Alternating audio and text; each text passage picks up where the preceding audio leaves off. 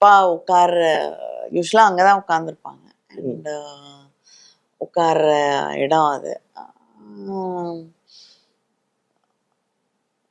So எனக்கு அது ஒரு கண்டினியூவேஷன் மாதிரி தோணுது. அதனால அப்பா இங்கே கூடவே இருக்கிற மாதிரி இல்லை, அது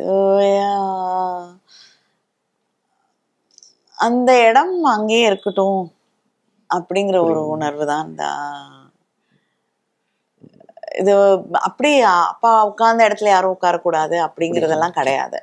எனக்கு வந்து நிறைய நாட்கள்ல வந்து அப்பா அங்க உட்காந்துருப்பாங்க, நான் இங்க உட்காந்து நிறைய நேரம் பேசியிருக்கோம், நிறைய மொமெண்ட்ஸ் ஷேர் பண்ணியிருக்கோம். ஸோ அந்த ஸ்பேஸோட கண்டினியூவேஷனா நான் அதை பார்க்குறேனே தவிர வந்து அங்க யாரும் உட்காரக்கூடாது, அது ஒரு சீக்ரெட் ஸ்பேஸ் எல்லாம் நான் சொல்ல வரல. எனக்கு ரொம்ப நெருக்கமான ஒரு விஷயமா நான் அதை பார்க்குறேன். அப்பா குறித்து சொல்லணும்னா ஒரு வரியில என்ன சொல்லுவீங்க?